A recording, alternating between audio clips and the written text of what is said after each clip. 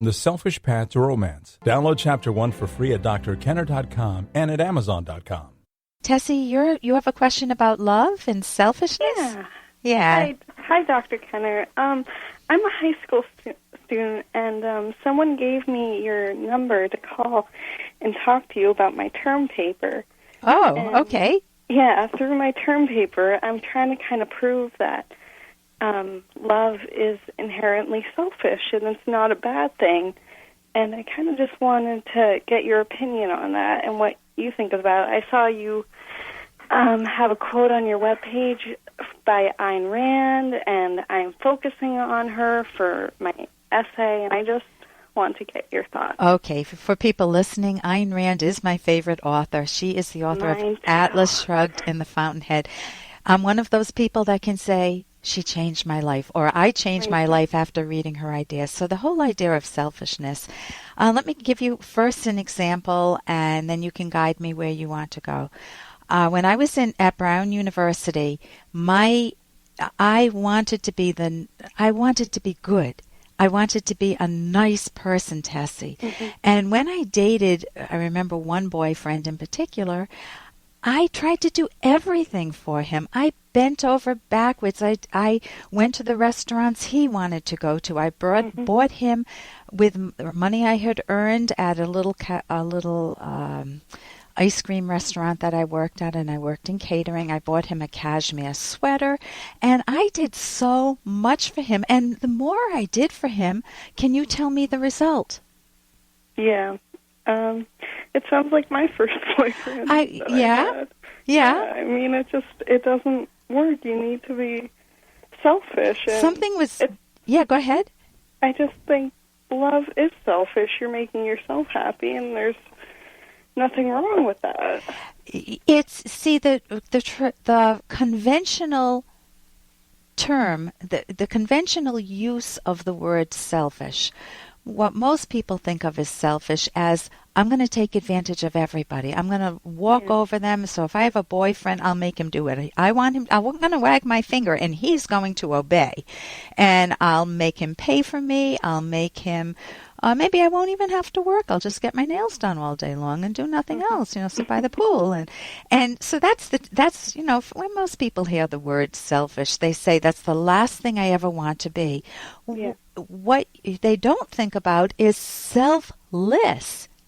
Without a self is the worst thing you would want to be. Yeah. Well, both of them are bad. They're both equally bad. Because when you're selfless, you make yourself into a doormat, and there's no you. I wasn't choosing what restaurant I wanted. I wasn't making the decisions on maybe what movie I wanted to go see. It was me being in his shadows, thinking I was the good wife. I wasn't married to him, but that's what they call it in the 1950s, the good wife. And I just became more and more depressed. I did not want to go the bitter route. A lot of people come to see me nowadays. They grew up in the 50s, and they said, I spent my whole life taking care of my husband and my kids, and now it's time for me. But they're so cynical and bitter that it's really hard for them to enjoy their lives. It's like too late. Don't do that to yourself. What Ayn Rand says is that that's a false alternative. You don't have to give up yourself, and you also don't have to you don't take advantage of anybody else. You don't take advantage of your romantic partner. Instead, it's win, win, win, win, win, win, win all the way. You both win. You both respect each other's minds. You both deal with differences by learning where each other's coming from, learning the context, and coming to some compromise or understanding of why you might have a difference, and learning how to resolve it. And that is what Ayn Rand calls the virtue of self-valuing, self-interest, selfishness. So I'm going to pause for a minute. Jump in. This is great. This is exactly what I wanted. In Ayn Rand's Atlas Shrugged, the two characters for your listeners, Dagny and Hank, are the two central characters, and they're both, they believe in these values. How do you think they kind of portray them through their relationship, their affair in the novel? You mean through how do they portray self-valuing? Yeah, and their selfishness and their love for each other. How is it that these two people can love each other but be selfish at the same time? Hey, I got to interrupt this because we've got to pay some bills. 30 seconds, that's it. A very quick ad, and then Ellen will be back. Romance. Ugh, I wish guys knew more about what we want from a relationship. Boy, I wish I knew more about what I want. Where's that ad I saw? Here it is. The Selfish Path to Romance. A serious romance guidebook. Download Chapter 1 for free at selfishromance.com and buy it at amazon.com. The Selfish Path to Romance. That is interesting. How is it that these two people can love each other but be selfish at the same time? Well, if you have the wrong definition of selfishness, you can't get anywhere. Yeah. Right? But if you know that what they're immensely attracted to are the virtues in each other's, are the virtues of character in one another. They're both productive, they're both ambitious, they both are honest, they both are have joy or want joy, Dagny more so than Hank, but Hank comes alive with Dagny. He's able to experience a side of himself that he hasn't been able to in his god-awful marriage. And I don't want to do too much plot spoiling here, because if anybody hasn't read Atlas Shrugged, it is the novel of a lifetime. It's worth picking up right now. It's also on MP3 and CD. You can go to any bookstore and get it, or AynRand.org if you want to. My mom has a 1950s copy, and she gave it to me to read, and now it is just falling apart. The covers are broken off. I've had to tape them so many times. Because I write notes in it, and I kind of keep a journal with it. And that is absolutely phenomenal. I once went to an author, my favorite children's book, parenting book. I brought the book to be signed by her, and my book was so well used like that. Instead of bringing a brand new book to have her autograph, she loved it. She said, "Oh my gosh, it's so wonderful to see a used book." Someone that really read and digested what she did. Yeah. So you're doing that. Atlas Shrugged is fabulous. And it liberates you to love your life, to go after happiness, and to build yourself into a person that's lovable.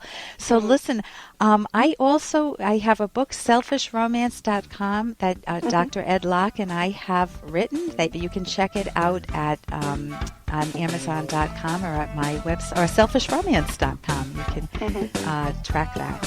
So thank you so much for your call. All right. Thank you very much, Dr. You're very welcome. I'm Dr. Ayn Kenner. And here's a little more from Dr. Kenner. Can I get 2 couches in my office? Because if I have friends come over, I want them to feel comfortable. What office? Frank was nice enough to give me some sort of creative executive position. You gave him the job that I wanted?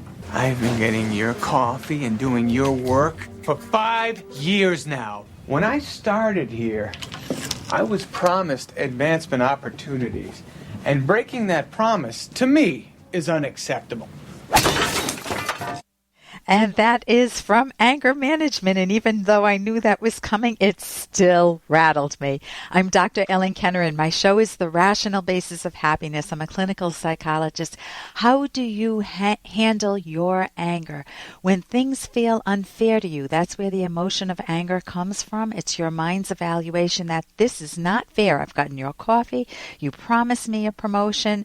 You promised me advancement or opportunities for it. I'm not advancing. Now, obviously, who would want to advance that person? But there are situations where you're just pushed to the limit and you're ready to blow. You don't want to blow. You want to be able to handle yourself so you can reflect back on it maybe 5 years later and say, hey, I was cool in a crisis. That was an awful crisis, but I kept my dignity.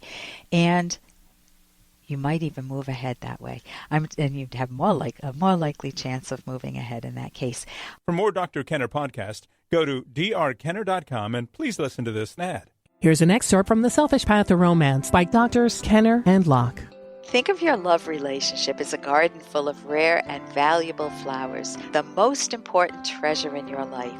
Growing a garden isn't possible by just loving it. It has to be cultivated. If you start a garden and then neglect it, the plants will slowly wither and die. Cultivating a garden is an ongoing process requiring continuous thought and action. The same is true of love. If you truly value your partner, how do you show it? Here are 7 ways to help you both feel truly cherished. 1. Work to understand your partner. 2. Encourage your partner to pursue his or her values. 3. Communicate constantly. 4. Show concern for your partner's welfare. 5. Show generosity. 6. Make decisions together. And 7. Respect your partner's need for private time. You can download Chapter 1 for free at drkenner.com, and you can buy the book at amazon.com.